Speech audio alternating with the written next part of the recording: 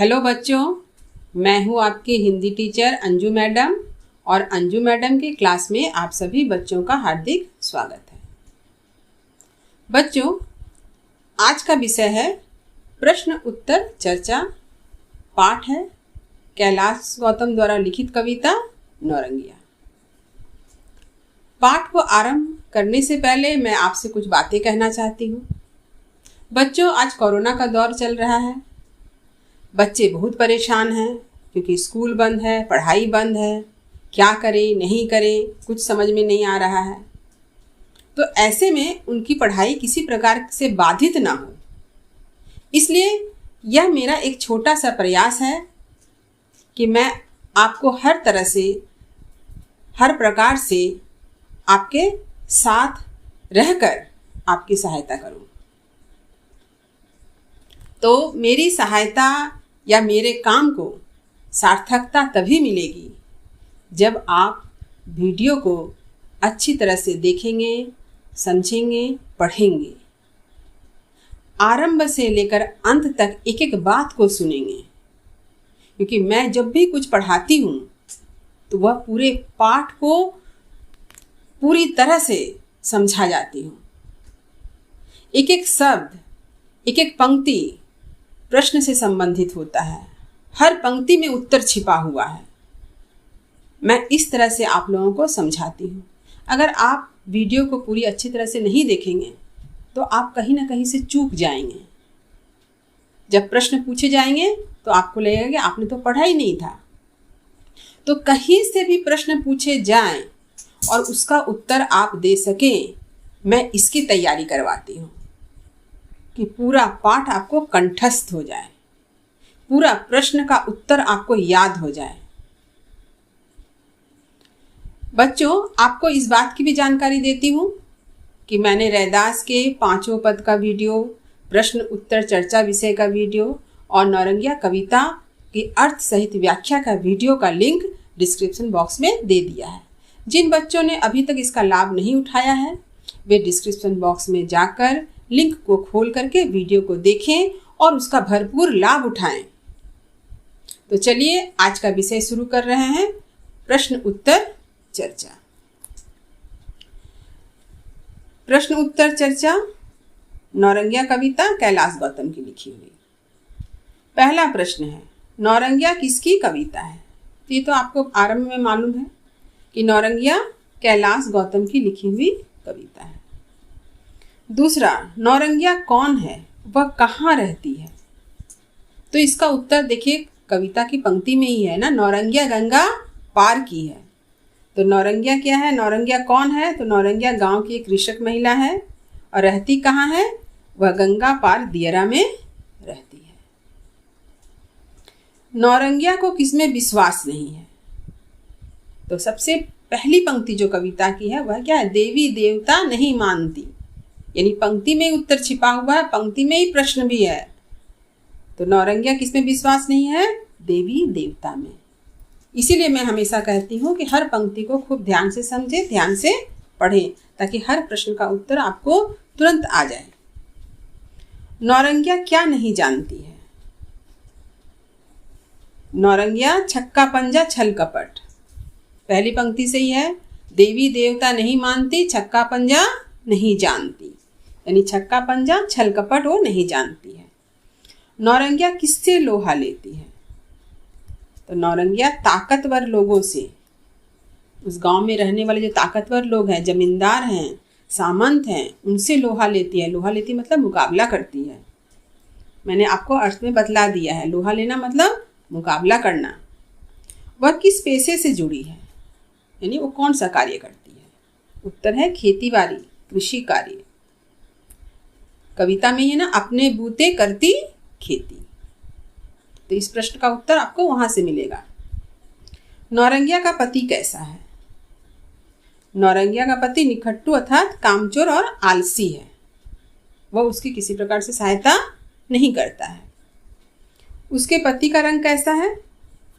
उसके पति का रंग कोयले की तरह काला है। अब है नौरंगिया के चरित्र के बारे में लिखें। देखिए मैं यहाँ पर कुछ पॉइंट बता दी हूँ हो सकता है ये बड़े प्रश्न में भी उत्तर लिखना हो। तो आप क्या करेंगे, प्रत्येक शब्द को विस्तार रूप देंगे, उसकी व्याख्या करेंगे, कविता की कुछ पंक्तियों को उदाहरण स्वरूप देंगे। देखिएगा आपके बड़े प्रश्न का उत्तर तैयार हो जाएगा। तो मैंने यहाँ सिर्फ पॉइंट बताया है। देखिए, वह मेहनती, लगनशील, सहनशील, स्वाभिमानी, स्वावलंबी और साहसी है। ये उसके चरित्र की विशेषताएं हैं कि वह मेहनती है, लगनशील है, सहनशील है, कष्टों को सहती है ना, स्वाभिमानी भी है, स्वावलंबी भी है और क्या है, साहसी है। गांव गली में उसकी चर्चा किस तरह होती है? तो उसके रूप गुण की चर्चा अखबार में छपी किसी मुख्य समाचार की तरह होती है। गांव गली की चर्चा में वह सुर्खी सी अखबार की है। तो उसके रूप गुण की चर्चा अखबार में छपी किसी मुख्य समाचार की तरह होती है। उसके काले लटों की तुलना किससे की गई है? काला भौरा मुंह पर डोले। तो उत्तर क्या है? काले भौरे से। हर पंक्ति से प्रश्न है, माने पूरे पाठ को इसमें कवर कर लिया गया है प्रश्न से, और सबके उत्तर जो है पूरे अर्थ में छिपे हुए हैं। तो आपको खूब ध्यान से, खूब मन लगाकर पढ़ना होगा। नौरंगिया के सामने सबसे बड़ी चुनौती क्या है? नौरंगिया के सामने सबसे बड़ी चुनौती क्या है? लेखपाल, ठेकेदार जैसे लोगों की कुदृष्टि से खुद को बचाए रखना, यही चुनौती है। जैसी नियत लेखपाल की वैसे ठेकेदार की है। तो उत्तर है लेखपाल और ठेकेदार, उनकी कुदृष्टि से स्वयं को बचाना ही नौरंगिया की सबसे बड़ी चुनौती है। अगला प्रश्न, जागर पीटने का क्या अर्थ है? मैंने कठिन शब्दों के अर्थ में ही आप लोगों को बताया है कि जागर पीटने का अर्थ होता है कठिन परिश्रम करना, यानी कठिन परिश्रम करना, कठिन मेहनत करना। तो जागर पीटने का अर्थ है कठिन परिश्रम करना। वह किससे हार नहीं मानती है? तो यह भी किताब की पंक्ति में आपको मिल जाएगा, कविता की पंक्ति में। हार न माने काम घसीटे, यानी काम से हार नहीं मानती है। वह किसके आगे पीछे भागती रहती है? तो वह काम के पीछे ही भागती है, काम के आगे भागती है, काम के पीछे पीछे भागती रहती है। वह किसे मारती है? यह भी किताब की पंक्ति में है, कविता में आपने पढ़ा, बिच्छू गोजर सांप मारती। तो बिच्छू गोजर और सांप को मारती है। विविध भारती क्या है? देखिए, विविध भारती का अर्थ मैंने पहले बता दिया है, फिर भी उसे और अच्छी तरह से, जैसे आप प्रश्न में आपको उत्तर लिखना होगा तो कैसे आप लिखेंगे, उस तरह से मैंने यहाँ लिखकर बताया है। विविध भारती रेडियो पर प्रसारित होने वाला कार्यक्रम है जिसमें गीतों का प्रसारण होता है। तो विविध भारती क्या है? विविध भारती रेडियो पर प्रसारित होने वाला कार्यक्रम है जिसमें गीतों का प्रसारण होता है।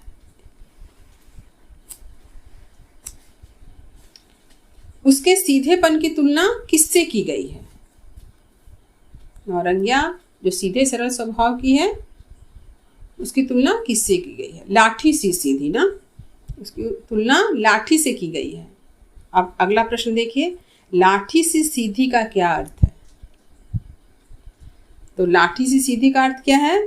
इसका अर्थ यह है कि एक और नौरंगिया सीधी और सरल आचरण की है, वही दूसरी तरफ गलत लोगों के लिए लाठी के समान चोट करना भी जानती है। यानी इस शब्द में दो अर्थ है। यहाँ जो दो प्रश्न दिए गए हैं, समझिए दो अर्थ भी है। आंखों में जीवन के सपने लेकर नौरंगिया किसकी तैयारी करती है? तो आंखों में जीवन के सपने को लेकर क्या करती है? तैयारी उसकी त्योहार की होती है। नौरंगिया का घर कैसा है? उसकी दयनीय स्थिति का वर्णन करते हुए कवि ने लिखा था, ढहती भीत पुरानी छाजन। तो उसके घर की दीवारें ढह रही है और छाजन भी पुरानी होकर गिर रही है। यह नौरंगिया की दयनीय स्थिति का वर्णन है कि उसके घर की दीवार ढह रही है, उसका छत भी धीरे धीरे गिर रहा है। अगला प्रश्न, नौरंगिया के घर महाजन कब आते हैं? यह भी कविता से है। पकी फसल तो खड़े महाजन, यानी फसल के पकने पर। नौरंगिया अपने गिरवी पड़े गहने क्यों नहीं छुड़ा पाती है? नौरंगिया ने जो अपने गहने को गिरवी रखा था, उन गहनों को किन कारणों से नहीं छुड़ा पाती है? तो क्या है कारण? फसल तैयार होते ही महाजन अपने कर्ज वसूलने उसके चौखट पर आ धमकता है। जैसे ही खेत में फसल तैयार होता है, महाजन अपने रुपये लेने के लिए आ जाते हैं और सारा फसल महाजन ले जाता है। यही कारण है कि वह अपने गिरवी पड़े गहने छुड़ा नहीं पाती है, क्योंकि उसके पास कोई रुपया आता ही नहीं है। जाने क्या क्या टूटा फूटा का क्या आशय है या क्या भाव है? इसका क्या भाव है? इसका भाव यह है कि उसके सपने पूर्ण होने से पहले ही कई बार बिखर गए हैं। नौरंगिया अच्छे भविष्य का सपना देखती है, लेकिन उसकी गरीबी के कारण, उसकी आर्थिक स्थिति दयनीय होने के कारण उसके सपने कभी पूरे नहीं होते हैं, बल्कि टूट जाते हैं, पूरा होने से पहले बिखर जाते हैं। अगला प्रश्न, नौरंगिया के पैरों की चप्पल तथा पहनी हुई साड़ी कैसी है? पैरों में मंगनी की चप्पल, साड़ी नई उधार की है, यह कविता में कहा गया है। तो उसके पैरों में किसी की दी हुई चप्पल है और कर्ज लेकर उसने अपनी देह पर नई साड़ी पहन रखी है, अर्थात पैरों में मंगनी की चप्पल है तथा साड़ी उधार की है। यानी नौरंगिया की स्थिति जो है इतनी दयनीय है। तो बच्चों, ये सारे प्रश्न आपके पूरे कविता से, एक एक शब्द से, एक एक पंक्ति से संबंधित हैं। अगर आप इन सारे प्रश्नों के उत्तर को पढ़ेंगे तो एक तरह से पूरी कविता ही कंठस्थ हो जाएगी। और मैंने जो अर्थ सहित व्याख्या भी करवाया है, उसे भी अगर आप पढ़कर समझते हैं तो फिर कहना ही क्या। कहीं से भी कोई सवाल आएगा, आप उसका उत्तर फटाफट दे सकेंगे। अब चलते हैं कुछ बड़े प्रश्न की तरफ। तो देखिए, यहाँ पर मैंने कुछ बड़े प्रश्न आपको लिखकर दिखा दिया है। आप इन प्रश्नों को स्वयं लिखने की कोशिश करें। जो मैंने अर्थ आप लोगों को बतलाया है, जो मैंने अब तक प्रश्नों का उत्तर बतलाया है, उनको अच्छी तरह से पढ़कर, समझकर इन सारे प्रश्नों को उत्तर को लिखने की आप चेष्टा करेंगे। अगर ऐसा लगता है कि यह उत्तर आपके लिए लिखना संभव नहीं है, तो आप मुझे बताएंगे, तब मैं हो सकता है इसके ऊपर एक वीडियो तैयार करके आप लोगों को दूंगी। लेकिन पहले आप स्वयं कोशिश करें। यह आपके ऊपर है कि आप क्या चाहते हैं। अगर आप सुझाव देंगे कि नहीं, मुझे इस पर भी एक वीडियो चाहिए, तो मैं इस पर भी एक वीडियो आपको बना दूंगी। तो ये बड़े प्रश्न क्या क्या हैं? नौरंगिया शीर्षक कविता के मूल भाव को अपने शब्दों में लिखो। नौरंगिया शीर्षक कविता में ग्रामीण कृषक महिला की करुण गाथा है। इस कथन की समीक्षा करें। तीसरा है, नौरंगिया कविता का सारांश अपने शब्दों में लिखें। इसके साथ साथ उद्देश्य पर भी प्रश्न हो सकता है। इसके साथ ही साथ शीर्षक पर भी प्रश्न हो सकता है कि नौरंगिया कविता के शीर्षक की सार्थकता स्पष्ट कीजिए।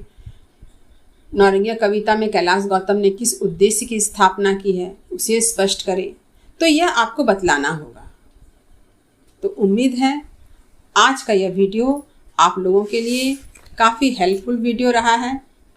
आप इसका भरपूर लाभ उठाएं और इस लाभ को उठाकर परीक्षा में अच्छे से अच्छे मार्क्स लाएं। तभी आपका प्रयास, मेरा प्रयास दोनों ही सफल होगा। तो चलिए मिलते हैं अगले वीडियो में एक नए विषय के साथ, एक नए पाठ के साथ। तब तक के लिए इस वीडियो को अच्छी तरह से देखें, पढ़ें और समझें। इस वीडियो को अपने मित्रों में शेयर करें, लाइक करें और सब्सक्राइब करें। शुभकामनाओं के साथ धन्यवाद।